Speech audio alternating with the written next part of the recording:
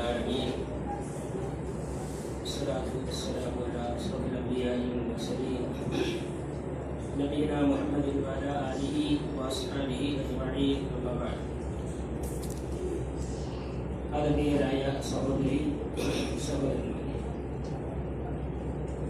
നമ്മുടെ മൂന്നാമത്തെ ക്യാമ്പാണ് ഇന്ന്. കഴിഞ്ഞ വ്യാഴാഴ്ച കബീർക്ക് ക്ലാസ്സിന് വരുമെന്ന് പറഞ്ഞിരുന്നു, കണ്ടില്ല. അപ്പൊ ഞാൻ ചോദിച്ചു, കബീർക്ക് എന്തേ കാണാനെന്ന് ചോദിച്ചപ്പോ കബീർക്ക് അവിടെ എനിക്ക് പെട്ടെന്ന് ജമാവിൽ പോകാൻ. അപ്പൊ എന്തിനാ പോയത്? അദ്ദേഹത്തിന്റെ ഒരു സുഹൃത്ത് വലിയ ട്രെല്ലർ ഓടിക്കുന്ന ഡ്രൈവറാണ്. ആ വണ്ടിയിൽ നിന്ന് ഇറങ്ങി അതേ സ്പോട്ടിൽ വീഴുകയാണ്. പരിശോധനകളിൽ അറിഞ്ഞു അദ്ദേഹത്തിന്റെ വേദന, നെഞ്ചുവേദന വന്നു, അറ്റാക്കിന്റെ വേദന വന്നു. പെട്ടെന്ന് ജോലിയിൽ നിന്ന് ഇറങ്ങിയതായിരിക്കാം. മരണം അങ്ങനെയാണ്. ആ മരണം കഴിഞ്ഞാൽ അതിനെ കുറിച്ചാണ് നമ്മുടെ ഉസ്താദ നമ്മളോട് വളരെ ആഴത്തിൽ എനിക്ക് അടുത്ത ഘട്ടത്തെ കുറിച്ചാണ് നിങ്ങളോട് പറയാൻ. അദ്ദേഹം കുട്ടികളുടെ ഗർഭസ്ഥ ഘട്ടത്തെ കുറിച്ച് പറഞ്ഞു.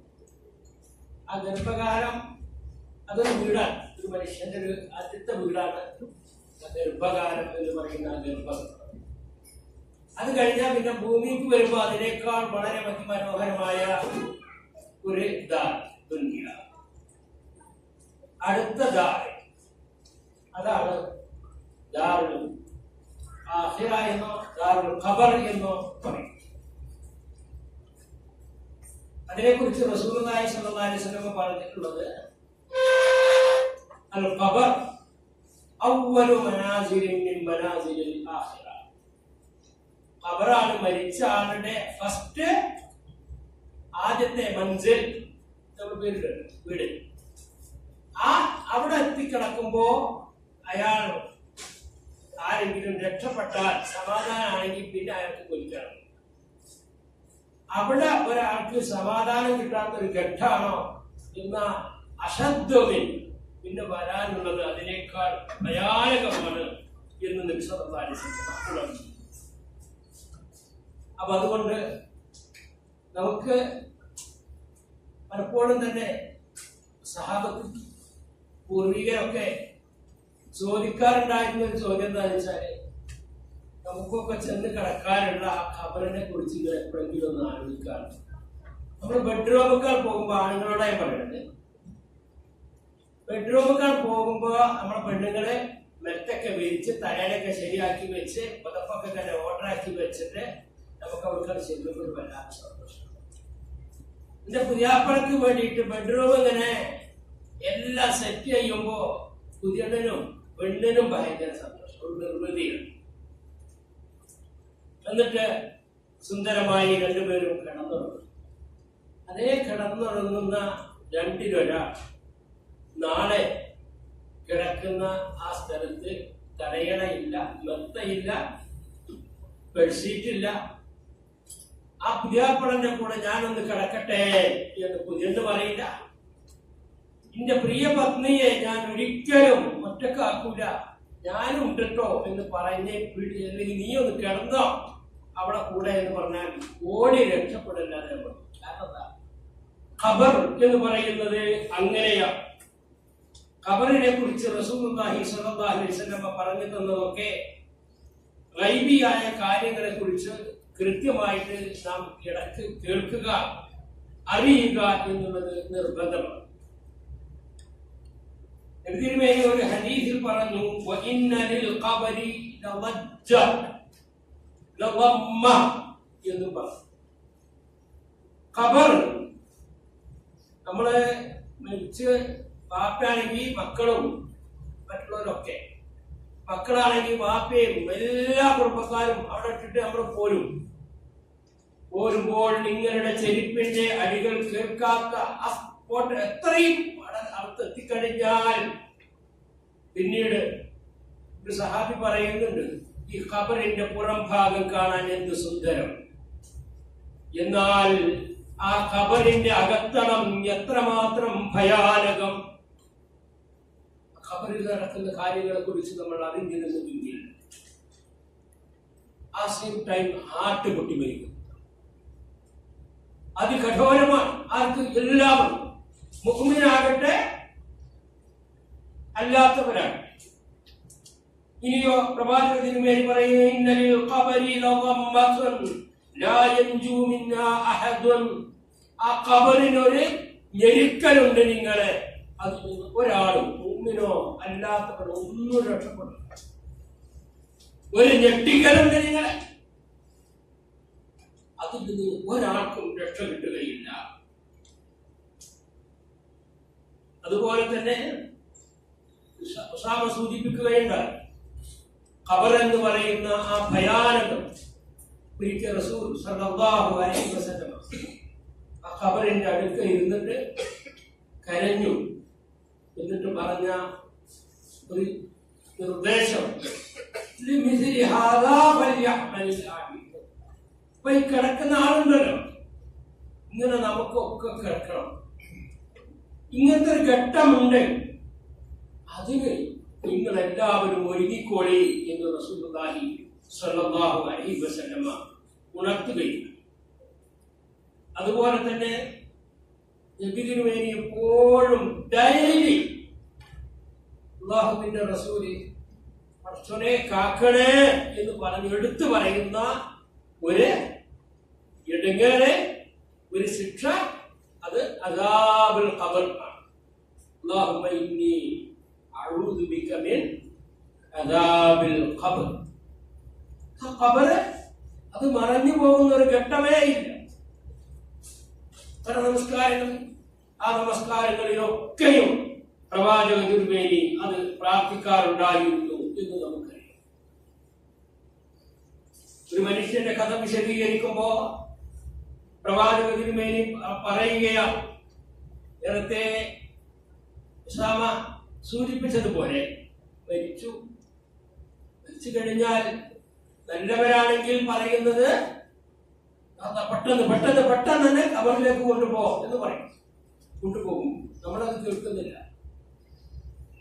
ചീത്ത മനുഷ്യനാണെങ്കിൽ എങ്ങോട്ടാണ് നിങ്ങൾ എന്നെ കൊണ്ടുപോകുന്നത് എന്ന് അട്ടഹസിക്കുന്ന ജഡം നമുക്കതറിയില്ല. തിരുമേനി പറഞ്ഞതനുസരിച്ച്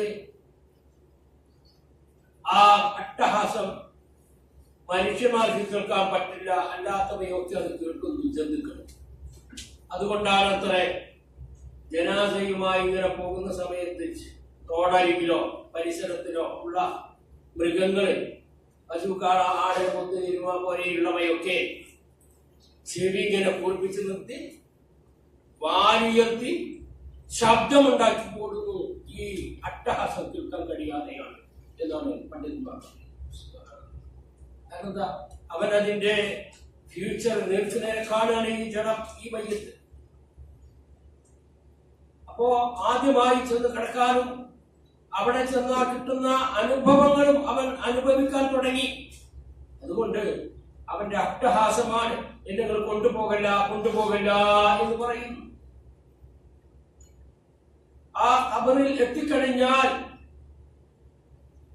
എല്ലാത്തിന്റെയും ക്ലൂ ഉസാമ നമ്മളോട് സൂചിപ്പിക്കുകയുണ്ടായി. മലക്കുകൾ വരും, മുൻകറുമാണ് നക്കീറുമാണ്, നമുക്കൊക്കെ അറിയാം. ആ മുൻകറിനോടും നക്കീറിനോടും ഞങ്ങൾക്ക് എന്തെങ്കിലും ഞങ്ങളുടെ അടുക്കൽ വന്ന് ചോദ്യം ചോദിക്കുമ്പോ അതിന് ഉത്തരം പറയാൻ ചോദിപ്പിക്കണേ എന്ന് മുൻകറിനോടും നക്കീറിനോടും പറയാൻ പാടില്ല, ശിർക്കാണ്. അതുകൊണ്ട് അത് വരും, അവർ രണ്ടുപേരും വരും, അതൊരു ടീമായിരിക്കാം. എന്നിട്ട് ആ ചോദ്യങ്ങൾക്കൊക്കെ കൃത്യമായി ആൻസർ പറഞ്ഞാൽ അവിടെ വെച്ചുള്ള അശരീരി അൻസദഖ അബ്ദി,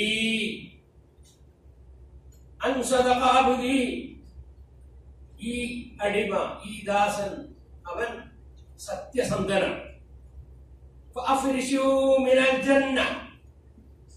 അവന് നിങ്ങൾ സ്വർഗത്തിൽ നിന്നുള്ള അവരുടെ ആളുകൾ വിരിച്ചു കൊടുക്കുക.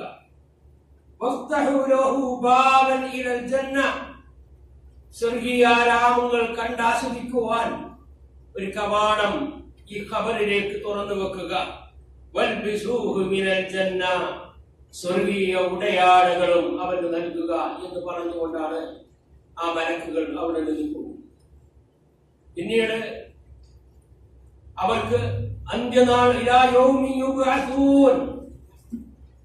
രണ്ടാമത് ഉയർത്തെഴുന്നേൽക്കുന്ന വരുന്നത് വരെയും ആ നല്ല സത്യസന്ധനായ ദാസൻ ആ സ്വർഗീയ അനുഭൂതികൾ ആസ്വദിച്ചുകൊണ്ട് ഖബറിൽ കഴിയും.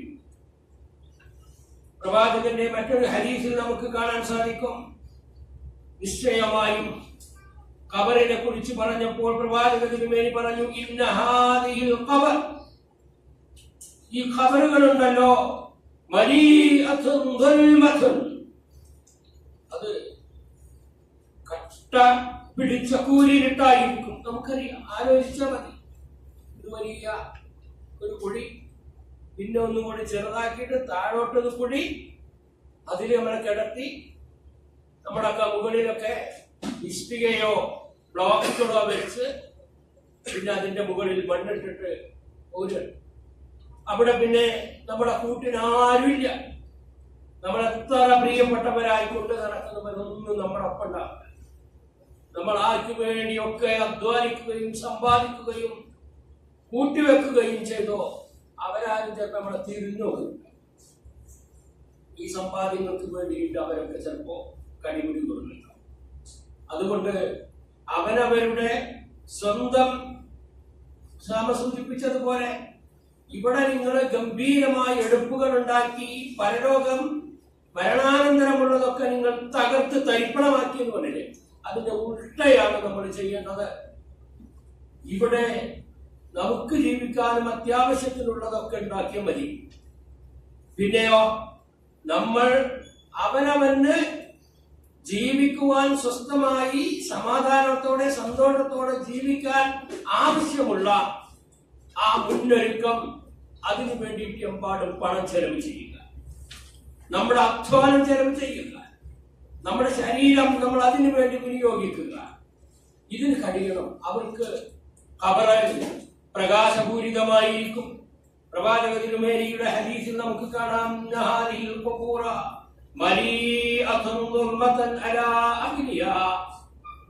ഖബറാളികൾക്ക് കഠിനമായ രീതിയിലുള്ള കൂരിരുട്ട് ആ ഖബറിൽ ഉണ്ടാവുക തന്നെ ചെയ്യും. എന്നാൽ അല്ലാഹു ആ ഖബറിനെ പ്രകാശപൂരിതമാക്കും. എന്തുകൊണ്ട്? നമ്മുടെ കർമ്മങ്ങൾ കൊണ്ട്. നമ്മുടെ കർമ്മങ്ങൾ കൊണ്ട് ഖബറിൽ ചുറ്റുപാടും നോക്കുമ്പോൾ നമുക്കറിയില്ല, നമ്മൾ പ്രാർത്ഥിക്കുന്ന ഒരു പ്രാർത്ഥനയുണ്ട്, ഇവന്റെ ഖബറിടം നീ അതിവിശാലമാക്കണമേ. ആ ഖബറിന്റെ വിശാലത എങ്ങനെ? അത് നേരത്തെ സൂചിപ്പിച്ചതുപോലെ നമ്മൾ മരിച്ചാൽ നമ്മുടെ ഈ കാണുന്ന ഈ കൺകെട്ടുകളൊക്കെ നമുക്ക് കാണാൻ കഴിയാത്ത, നമ്മൾ ഒരിക്കലും തന്നെ ആലോചിച്ചിട്ടില്ലാത്ത പ്രവിശാലമായ ഒരു ലോകമാണ് മരണാനന്തരം നമുക്ക് വരാനിരിക്കുന്നത്. ആ വിശാലമായ ആ ഖബർ, അവിടെ അവന്റെ ചുറ്റിലും ചില ആളുകൾ കാണപ്പെടുമെന്ന് പ്രശോഭിതമായ മുഖത്തോടുകൂടി ചോദിക്കും, ഇതാരാണ്? എന്റെ ഖബറിന്റെ കൂട്ടാളികൾ ഇതാരാണ്? ചോദിക്കുമ്പോ അവർ പറയുന്നു, ഞാൻ നിന്റെ സൽക്കർമ്മങ്ങളാണ്. നമ്മൾ ചെയ്ത നമ്മുടെ ദാനധർമ്മങ്ങൾ, നമ്മുടെ നമസ്കാരങ്ങൾ, മറ്റു പുണ്യകർമ്മങ്ങൾ, ഇതൊക്കെ ഇവന്റെ കൂട്ടുകാരികളായി ആ ഖബറിൽ നമുക്ക് സമാധാനത്തിന് നമ്മുടെ അനീസായി നമുക്ക് അവിടെ ഖബറിൽ ഉണ്ടാകും. അതുണ്ടാകണമെങ്കിൽ അത് ചെയ്യണം. ഖബറിൽ ശിക്ഷകൾ ഉണ്ടാകുമെന്നുള്ളത് ഖണ്ഡിതമാണ് എന്ന് നമുക്കറിയാം. അതിൽ പ്രത്യേകമായി എടുത്തു പറഞ്ഞ ശിക്ഷകൾക്ക് കാരണമാകുന്ന ചില വസ്തുതകളുണ്ട്. അത് വളരെയധികം സൂക്ഷിക്കുക. അതിൽപ്പെട്ടതാണ് തിരുമേനി സല്ലല്ലാഹു അലൈഹി വസല്ലമ പറഞ്ഞു, ഒരു ഖബറിന്റെ അടുത്തുകൂടി നടന്നു പോകുമ്പോ അവിടെ ഇരുന്നു ഈ രണ്ട് ചങ്ങായിമാരും കഠിനമായി ശിക്ഷിക്കുകയാണ്. എന്റെ കാരണം കുറ്റങ്ങൾ ചെയ്തിട്ടില്ല, കൊച്ചു ചെറിയ ചെറിയ തെറ്റുകൾ. എന്താണ് എടുത്തു പറഞ്ഞു? ഒന്ന്, മലമൂത്ര വിസർജനം ചെയ്യുമ്പോൾ അവൻ മൂത്രമൊഴിക്കുമ്പോ ശരിയായി കൃത്യമായി പൂർണ്ണമായ രീതിയിൽ ശുദ്ധീകരണം വരുത്താറുണ്ടായിരുന്നില്ല. നേരല്ല ബിസിയല്ലേ, ജോലി തിരക്കല്ലേ, ടൈറ്റ് പാന്റും ടൈറ്റ് ഷർട്ട് ഇട്ടിട്ട് മൂത്രം മുഴുവൻ പോകുന്നതിന് മുമ്പ് അവൻ ബാത്റൂമിൽ നിന്ന് ഇറങ്ങി ഓടും. എന്നിട്ട് ആ മൂത്രത്തുള്ളികളായ ലഡ്ഡിയും അതുപോലെ തന്നെ അത്തരം പാന്റ് ഇട്ടിട്ടേക്കാരം പള്ളിയിൽ പോയിട്ട് നിസ്കരിക്കണേ. ഇങ്ങനത്തെ ആളുകൾ, കൃത്യമായി ശുദ്ധീകരിക്കാത്ത ആളുകൾ, ഏഷണിയും പരദൂഷണവും പറയുന്നവൻ, ഖബർ ശിക്ഷയുണ്ട് എന്ന് റസൂലുള്ളാഹി സ്വല്ലല്ലാഹു അലൈഹി വസല്ലമ ഉണർത്തുകയുണ്ടായി. അതുപോലെ തന്നെ പ്രവാചക തിരുമേനി പറഞ്ഞ മറ്റൊന്ന്, ഖബർ ഖബറിൽ ഈ ജ്വാലകൾ ഉണ്ടാകും. എന്താ കാരണം? അവൻ കൊച്ചു കൊച്ചു വസ്തുക്കൾ അതിന്റെ ഉടമസ്ഥരറിയാതെ എടുത്തവരാണ്. ഉടമസ്ഥരറിയാതെ കൊച്ചു കൊച്ചു വസ്തുക്കൾ എടുക്കുക എന്നുള്ള മോഷണക്കുറ്റം ചെയ്യുന്ന ആളുകൾക്ക് ഖബർ ശിക്ഷയുണ്ടാകും. അതുപോലെ തന്നെ നമസ്കാരം ഉപേക്ഷിക്കുന്ന ആളുകൾക്ക് ഖബറിലുണ്ടാകുന്ന ശിക്ഷകളെ കുറിച്ച് മുന്നറിയിപ്പുണ്ട്. അതുപോലെ ജനങ്ങളെ കുറിച്ച് കുറ്റം കുറവും പറയുന്ന ആളുകളെ കുറിച്ച് ഖബറിൽ ശിക്ഷകൾ ഉണ്ടാകും. അക്രരി പലിശ തിന്നുന്നവർക്കും വ്യഭിചാരികളായ ആളുകൾക്കും ഖബറിൽ ശിക്ഷകൾ ഉണ്ടാകുമെന്ന് നമ്മുടെ നബി മുഹമ്മദ് മുസ്തഫ സല്ലല്ലാഹു അലൈഹി വസല്ലം ഉണർത്തിയിട്ടുണ്ട്. ഇതിൽ നിന്നൊക്കെ രക്ഷപ്പെടണമെങ്കിൽ അത്തരം കുറ്റകൃത്യങ്ങളിൽ അകന്നു നിൽക്കുക. മരിച്ചു ചെല്ലാനുള്ള ഒരു രോഗമുണ്ട്, അതിനി കുറെ കാലം കാത്തിരിക്കേണ്ട, ഞൊടികിടയിൽ എന്നെ പിടികൂടിയേക്കാം എന്ന ആ ചിന്തയോടെ ആ ഖബറിൽ ഒറ്റക്ക് പോയിരിക്കുന്ന ആ ദിവസത്തെ കുറിച്ച് ഓർത്തുകൊണ്ടിരിക്കുക. രക്ഷപ്പെടാനുള്ള മാർഗങ്ങൾ തൗബ പരമാവധി വർദ്ധിപ്പിക്കുക. സൂറത്തുൽ മുൽക്ക് നിങ്ങൾ പാരായണം ചെയ്യുക. അത് ഖബർ ശിക്ഷയിൽ നിന്ന് നിങ്ങൾക്ക് ഇളവ് കിട്ടാൻ കാരണമാകുമെന്ന് റസൂലുള്ളാഹി സ്വല്ലല്ലാഹു അലൈഹി വസല്ലം പഠിപ്പിച്ചിട്ടുണ്ട്. അതുപോലെ തന്നെ വെള്ളിയാഴ്ചയുടെ രാവിലോ മരണപ്പെടുന്ന ആളുകൾക്ക് നരക ശിക്ഷയിൽ നിന്ന് ഇളവുണ്ടായിരിക്കുമെന്ന് റസൂലുള്ളാഹി സ്വല്ലല്ലാഹു അലൈഹി വസല്ലം ഉണർത്തിയിട്ടുണ്ട്. ഇങ്ങനെ മുൻകൂട്ടി പറഞ്ഞ കാര്യങ്ങളെ കുറിച്ച് ബോധവാന്മാരാകുക. അതുപോലെ തന്നെ നമുക്ക് തിരിച്ചു ചെല്ലാനുള്ള ആ ഏകാഗ്രമായി കിടക്കേണ്ട ആ ദുനിയാവിനെ കുറിച്ച്, ആ കൂരയെ കുറിച്ച്, ഖബറിനെ കുറിച്ച് എപ്പോഴും നമ്മുടെ മനസ്സിൽ വിസ്മരിക്കാതെ നിലനിർത്തുക. അത് മാത്രമാണ് നമുക്ക് ആ ഖബറിൽ രക്ഷപ്പെടാനുള്ള മാർഗങ്ങൾ ഉണ്ടാക്കുക. ഖബറിനെ കുറിച്ച് വിശാലമായി ഒരുപാട് കാര്യങ്ങൾ ഹദീസുകളിൽ പരാമർശിച്ചിട്ടുണ്ട്. എന്നാൽ നമ്മൾക്ക് എന്നൊരു പൊതു തത്വമുണ്ടല്ലോ. ബുദ്ധിയുള്ള ആളുകൾക്ക് മാസം മാസം ക്ലാസുകൾ കേൾക്കുന്ന നമുക്ക് ഇതൊക്കെ തന്നെ എമ്പാടും മതി. കേട്ടതനുസരിച്ച് ജീവിക്കുക. അള്ളാഹു നമ്മെ എല്ലാവരെയും ആ ഖബർ ശിക്ഷയിൽ നിന്ന്, നരക ശിക്ഷയിൽ നിന്ന്, പരലോകത്ത് വരാനിരിക്കുന്ന ഭയാനകമായ വിപത്തുകളിൽ നിന്ന് കാത്തു രക്ഷിക്കുമാറാകട്ടെ. മരിച്ചുപോയ ആളുകൾക്കൊക്കെ അള്ളാഹു സ്വർഗം നൽകി അനുഗ്രഹിക്കുമാറാകട്ടെ. വസല്ലല്ലാഹു അലാ മുഹമ്മദിൻ വആലിഹി വസല്ലം. വസ്സലാമു അലൈക്കും വറഹ്മത്തുള്ളാഹി വബറകാതുഹു.